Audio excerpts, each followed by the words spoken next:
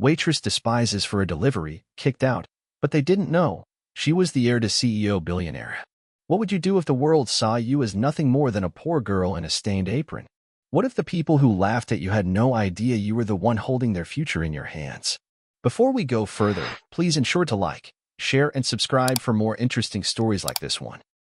The lunchtime rush had turned the upscale diner into a whirlwind of clinking glasses, fast-moving trays, and the low hum of privileged chatter. It was the kind of place where hedge fund managers barked into phones and waiters danced between tables with rehearsed charm. But as the glass door opened with a soft chime, the atmosphere shifted just slightly, subtle enough that only the most perceptive would notice. Emma stepped in. She didn't look like she belonged.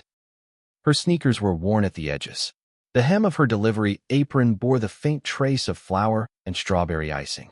In her hands, she carried a neatly packed box, gourmet cupcakes, crafted with precision and care, destined for a customer whose name was marked with a red star. A VIP.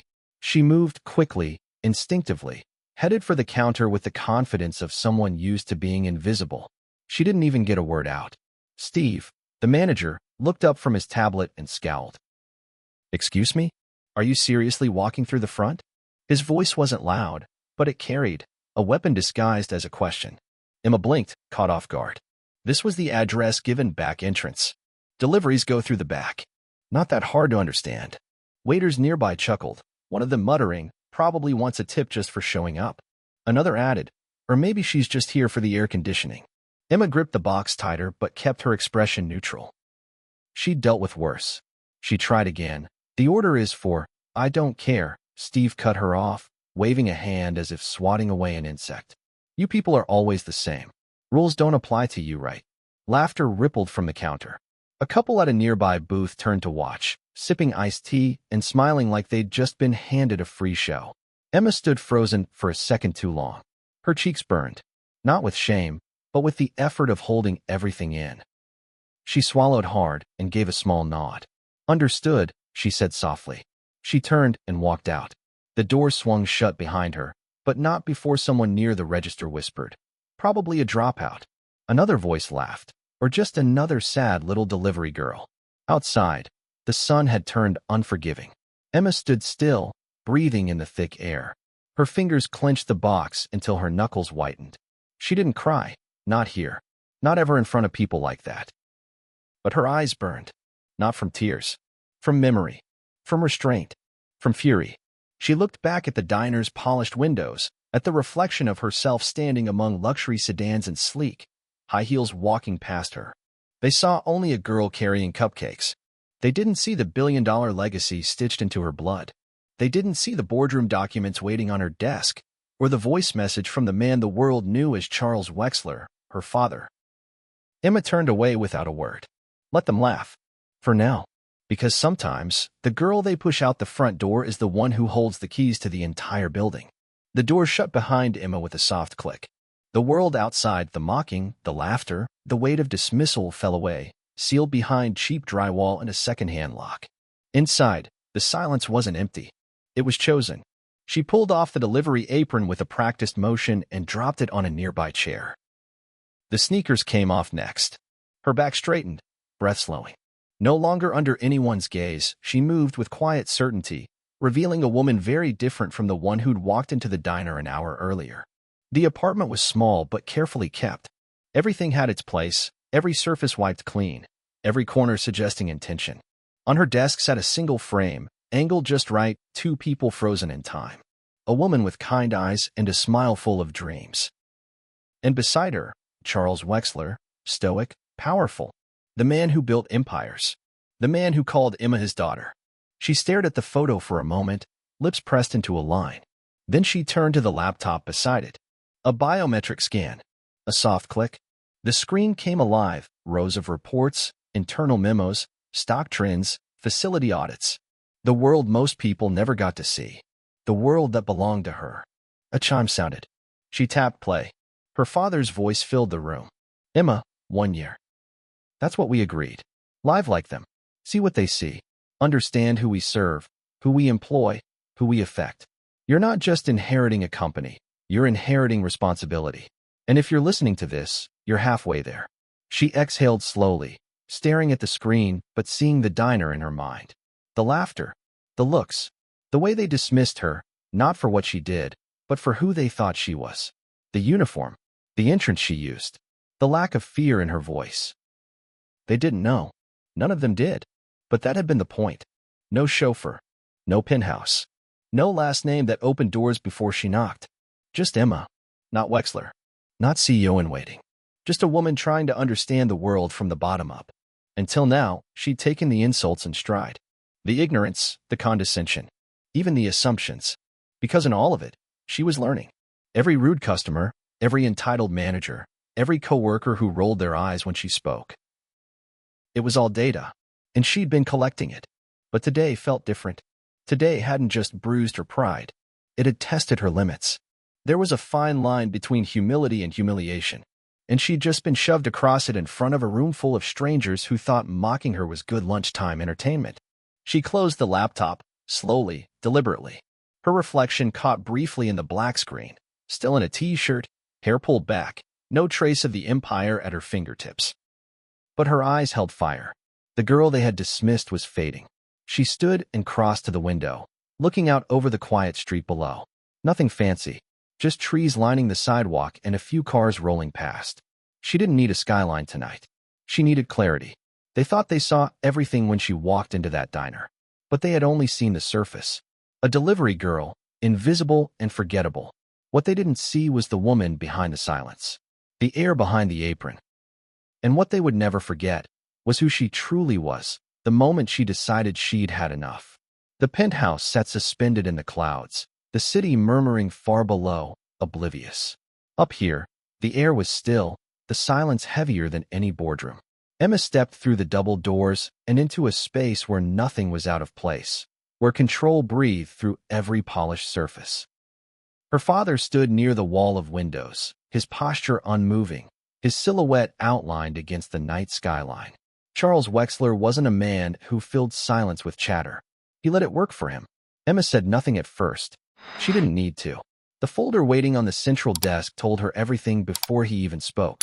The Wexler Industries seal gleamed in the low light, raised gold on ivory. Her future sat inside it, like a quiet promise. Charles finally turned, his expression unreadable but focused. "You've done what I asked." Emma met his eyes. "And what exactly did I do?" "You disappeared," he said. "You stripped away your name, your privilege, your security. And in that absence, you watched. You endured." Emma exhaled, slow and steady. "Today was the first time I almost forgot why I was doing it." He walked to the desk and laid a hand on the folder. "That's exactly why it was important." A pause stretched between them. Sharp, clean. Like everything Charles Wexler built. "I've had this prepared for weeks," he continued, his voice low but precise. "We're transferring operational authority on several of our minor assets. All yours now." Emma's brow creased. "Just like that?" "No, not just like that. You've earned the moment. Whether or not you act on it, that's up to you." He pushed the folder toward her. The thud was soft but final. She opened it slowly. The documents were meticulous. Property deeds, operating rights, ownership details, hotels, co-working spaces, a tech incubator, and nestled between them, a diner. She asked. He nodded once. "The one that threw you out." Emma stared at the page. The name was there. The address. The personnel chart, names and titles neatly aligned. Her fingers paused at the top entry. Steve Holbrook, General Manager. "You already owned it?" she asked quietly. "I acquired it 3 months ago." Quietly, through a shelf firm. Emma looked up. "You let that happen?" "No," he said simply. "I observed it. And now, so have you." She closed the folder, but her thoughts kept turning. "You want me to shut it down?" "I want you to understand what power means," Charles said, his gaze sharpening. "You think power is about making noise. It's not. It's about deciding which voices get heard, who gets protected, who gets overlooked." Emma walked to the window, the folder still in hand. The city was a mirror of a million lives. Rushing, working, surviving. And in one little corner of it, she had been erased for walking through the wrong door. It wasn't the insult that lingered. It was the normalization. No one had flinched. No one had questioned it. Because people like her, the her they thought they saw, weren't supposed to speak, weren't supposed to matter. I don't want revenge, she said softly, still facing the glass. Charles came to stand beside her. Good. Because revenge is emotional. Leadership is strategic. Emma's grip on the folder tightened. But I won't ignore it either. Not after what I've seen. Not after how many others might be treated that way. Then don't, Charles said. But be clear on what you're doing. You're not fixing one diner. You're setting a precedent. And precedents echo. She turned to him, voice calm but firm. And if I make the wrong call? You won't, he said. Because you've seen what too many leaders haven't. The people who get trampled when no one's watching. Emma looked down at the folder again. The path was opening in front of her, lined with decisions that could define not just her, but what Wexler Industries would become under her leadership. I'm not sure who I'll be on the other side of this, she admitted. Charles placed a hand briefly on her shoulder, not as a CEO, but as a father. That's the point. For the first time that night, Emma smiled, just slightly. Not out of certainty, but because something inside her had aligned. She was no longer just observing the world. She was stepping into it, not as a delivery girl, not even as a daughter, but as the woman who would decide what kind of empire she'd inherit and what kind of people would be protected by it. And that decision would start with a diner that had no idea what was coming. Emma entered the diner quietly, the low hum of conversation and clinking silverware masking her presence.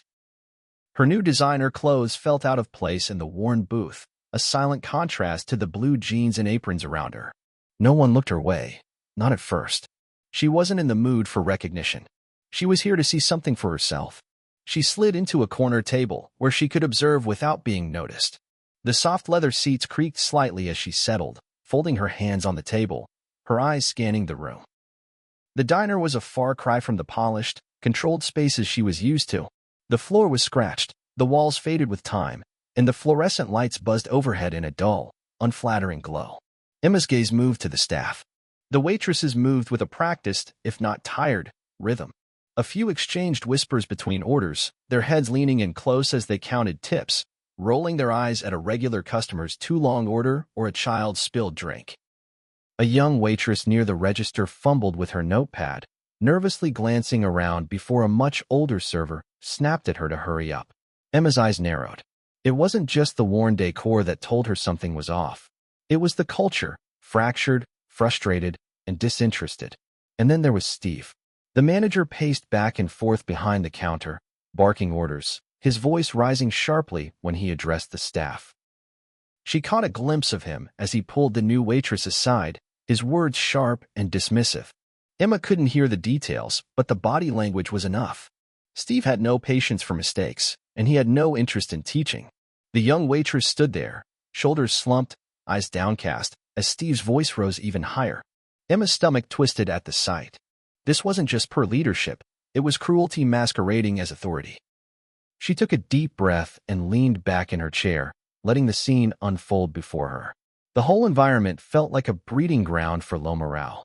The way the staff treated each other, the way they disregarded the customers, and the way Steve's anger permeated every corner of the room. It was toxic. Emma's mind worked quickly, taking mental notes as she watched. She could see how the diner had become a place where employees treated their customers with apathy, where management ruled with fear instead of respect. It wasn't just about poor service. It was about the culture that allowed this behavior to thrive unchecked. Emma understood it now. This wasn't about making things right for her. It was about making things right for everyone else who had been caught in the same cycle.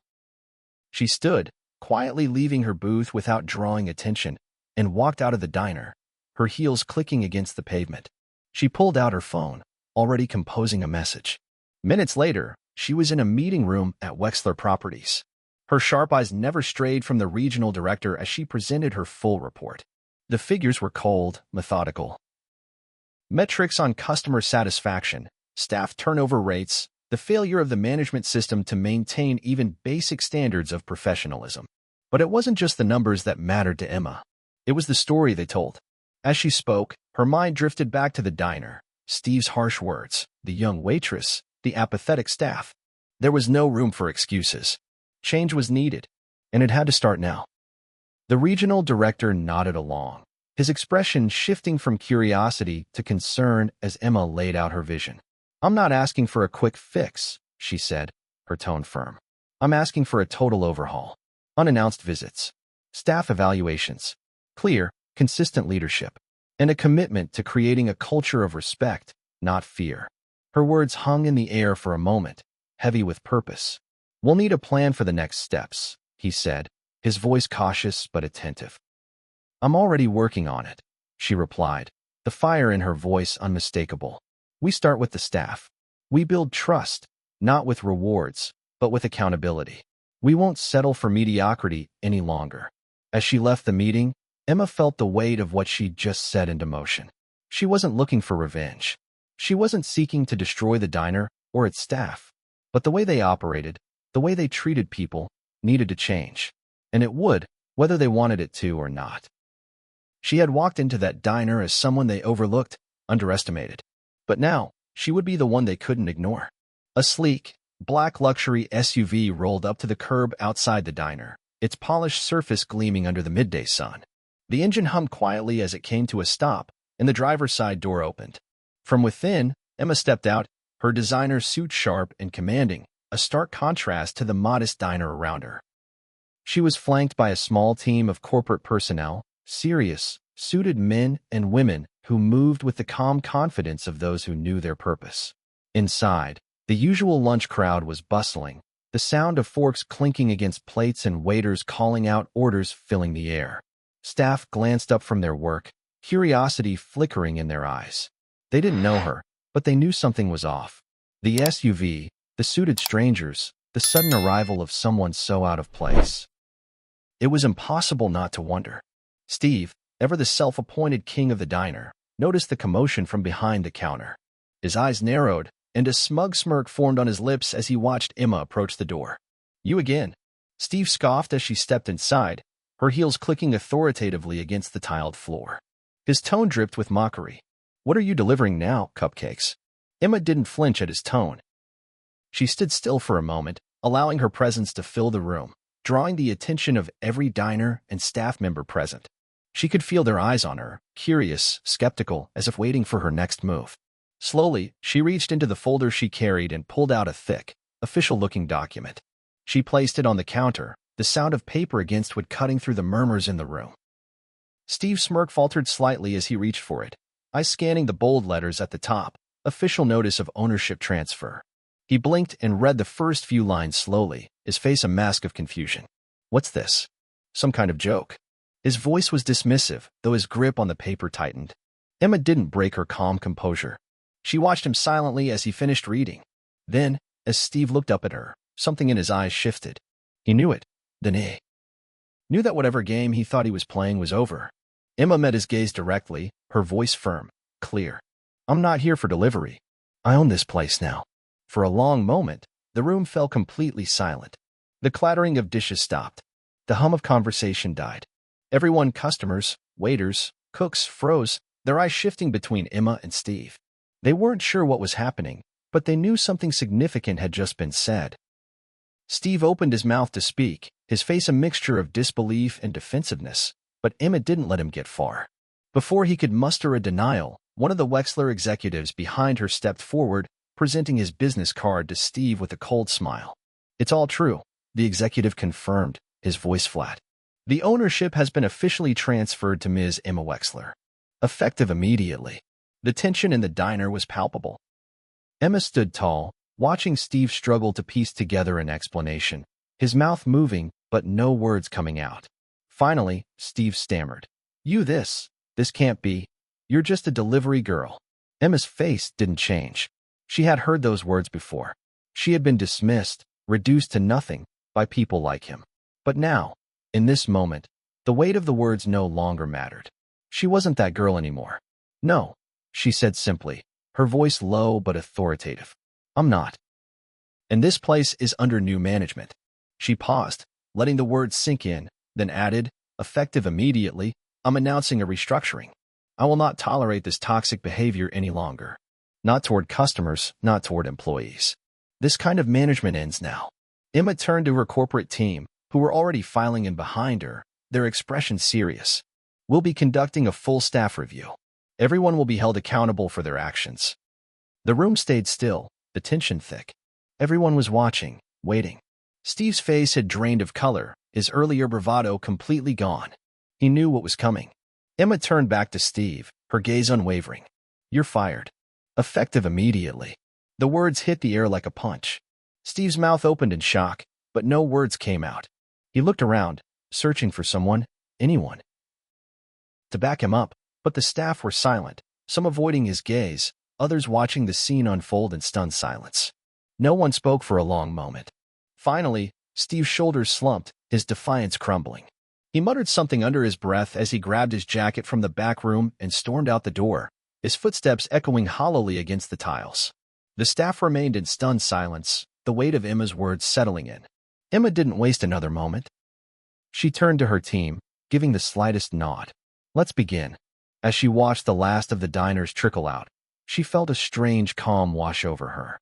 This was just the beginning, and as far as she was concerned, no one would ever be treated like that again. The diner, once a place of tired routine and toxic attitudes, began to change in ways no one expected. The transformation was subtle at first. There were no grand openings, no flashy announcements. Instead, Emma set to work quietly, behind the scenes. The staff didn't even realize it at first. The same waitresses, the same cooks, the same regulars shuffled in each day, unsure that anything was different, but Emma knew. She had already set the wheels in motion. She kept most of the original staff, recognizing their potential and hard work. But she brought in new managers, ones with the experience and vision to foster a better environment. Emma insisted on fair training practices that prioritized respect over obedience, kindness over intimidation. She implemented a system that allowed employees to voice concerns, make suggestions, and, most importantly, to feel heard. The changes weren't just about improving the diner's reputation, they were about improving the lives of the people who worked there. Emma wasn't some distant CEO. She didn't sit in an office, far removed from the action. Instead, she visited the diner regularly, not as a boss, but as a partner in progress. Her presence wasn't about asserting authority, it was about building a bridge. The staff, at first skeptical, began to see her differently. They noticed how she took the time to speak with them, to listen, and to understand. She wasn't just a wealthy heiress who dropped in occasionally to check on her investments. She was someone who had once been on the other side.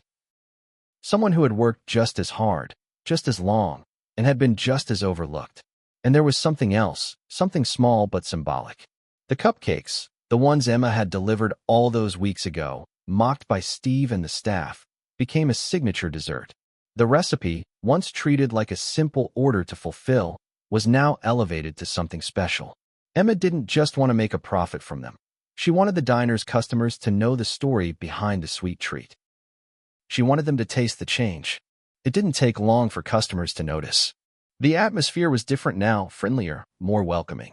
The staff smiled more, took time to engage with the customers, and the food quality improved. The regulars began to return, not because it was the only diner in the area, but because it felt like a place they could actually enjoy. They noticed the changes. Small things, like the way the servers carried themselves with pride instead of fear, the way the staff communicated with each other, or the way the new managers treated the employees like partners instead of subordinates. As the weeks passed, the reviews started to change too. Online platforms buzzed with praise. People shared their experiences, speaking about the warm atmosphere, the quality of the food, and the respectful treatment they received. Word spread quickly, as it always does. What had once been a run-down, unnoticed diner was now talked about with enthusiasm. The transformation wasn't just cosmetic. It was cultural. People could feel it, and they loved it. Emma watched the changes unfold with quiet satisfaction. She wasn't interested in credit or accolades. What mattered was the impact she had made, the difference she had created, not just for herself, but for everyone involved. She had done more than rebuild a diner. She had rebuilt a community, one step at a time. Emma sat in the studio, under the bright lights, the camera crew bustling around her. She was about to be introduced to the world in a way she never anticipated. A few months ago, she had been the heiress hidden behind the veil of corporate power. But now, she was stepping into the spotlight, not as the CEO's daughter, but as someone who had earned her place. The host smiled warmly as the cameras rolled. Today, we have a special guest. Emma Wexler, heir to one of the nation's largest corporations, Wexler Industries. But she's not just here because of her family name. Emma has made waves in the business world, particularly with her remarkable transformation of a small diner. The host paused, and the screen flashed to clips of Emma working undercover in the diner, including the viral moment when she revealed her true identity to Steve. The footage was raw, powerful. A moment when the world saw Emma not as a rich heiress, but as someone who had been treated unfairly and had turned the tables with quiet strength. The host turned to Emma. "You become an inspiration to millions, Emma. But one question remains. Why did you stay quiet for so long? Why not reveal your identity sooner?" Emma smiled, a calm, knowing expression on her face. She had anticipated this question, but it didn't bother her. She wasn't here for sympathy or attention. She was here to make a statement. "Because respect doesn't come from money," she said, her voice steady. "It comes from how you treat people. I stayed quiet because I wanted to learn. I wanted to see how the world really works, how people treat each other when they don't know who's watching. And what I found was a culture that needed to change. That's what drove me." Her words resonated, not just with the host, but with viewers around the world.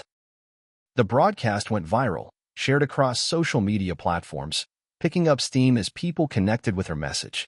Emma wasn't just an heiress. She was a voice for those in service roles, for those who were often overlooked, ignored, or dismissed. As Emma left the studio, she was met with a flood of messages. Some came from industry leaders, applauding her actions and praising her insights. Others came from ordinary people, many of them working in jobs just like the ones Emma had once held, thanking her for giving them a voice. There was even an apology email from Steve. She didn't reply. Emma didn't need to. She was already moving forward, towards something bigger, something more meaningful than any apology could ever offer. She had found her purpose, and nothing could take that away. The world was watching, and Emma was ready to change it. If you enjoyed this story, ensure to like, share, and subscribe for more amazing, heartfelt stories like this. Also, let us know where you are watching from, and drop your thoughts in the comments. What did you think of Emma Wexler's transformation from a humble delivery girl to a powerful CEO? Did Steve get what he deserved? How about Charles Wexler and his unique test of character for his daughter? We'd love to hear your favorite moment. Don't miss the next story where the underestimated rise and the arrogant fall, because respect, like Emma said, isn't bought, it's earned.